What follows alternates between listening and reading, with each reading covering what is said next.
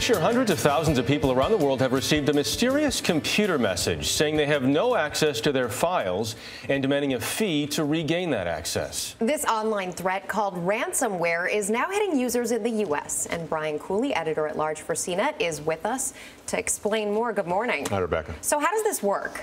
Well, it's interesting. The ransomware name tells you a lot. Most scams in the past with viruses have sort of come and taken your money surreptitiously, stolen your passwords, gotten into your PayPal account, what have you. This one actually makes you hand over the money by blocking out your computer and saying, if you don't pay me, I will not unlock your machine. We've taken over your computer and locked it down. So you literally can't use your computer until you pay. Yeah, it's a total lock. It's like they've put a padlock on your locker that, you know, if you want the key, you got to pay us. And one of the reasons it's become so effective is because they're so sophisticated. The estimate is that 2.9% of computer owners fall for this. 3% of computer owners are falling for this.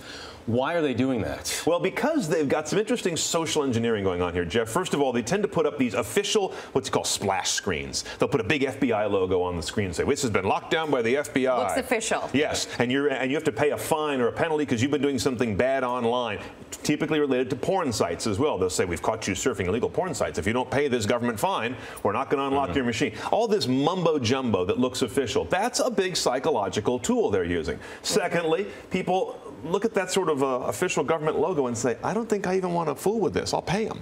That's not even a technical thing. That's just social engineering. How do you get around, then, the locked computer without paying? Right. So a lot of what they'll do is they'll say, go and take out a prepaid debit card and send us the account number and the PIN for it, and then you send that to them. You email that to them, and then they'll verify that, and they'll say, okay, as soon as we get this verified, we'll unlock your machine. They never do. I mean, these hackers are not in the customer service business, so they don't care to ever follow through.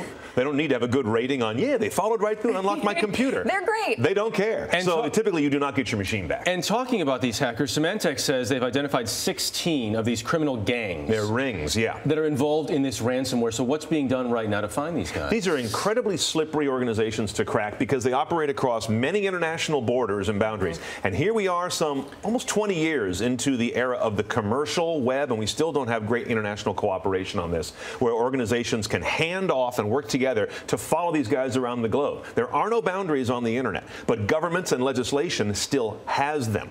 Laws in the U.S. don't apply to a hacking group in Germany, for example. Let's talk about the bigger issue, by the way. I did want to ask you at the end of the year here about cybersecurity in general, because as you know, Leon Panetta said earlier this year, the next Pearl Harbor might be through cyber warfare. Is this something that at this point people recognize? Is the problem getting worse or better? The problem is the potential for a major strike, this Pearl Harbor idea that he's put out there, that is not hyperbole.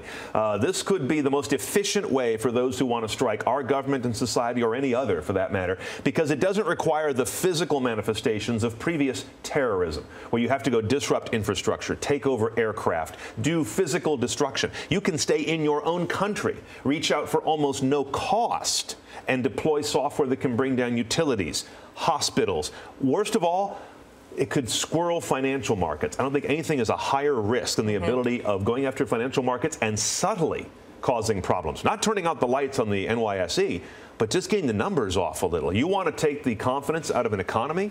That'll do it real quick. And possibly people's bank accounts, so that you're at home and all of a sudden that's been. Well, then it's gone, and you start to do a run on the bank. You say, I don't even trust the banks anymore. I get my money out of there. We know we can't suffer runs on banks. That's not how our system is set up. So I think financial Pearl Harbor is the only word I would add to that. Brian Cooley, thank you. Thanks. Happy New Year. Thank you, you too.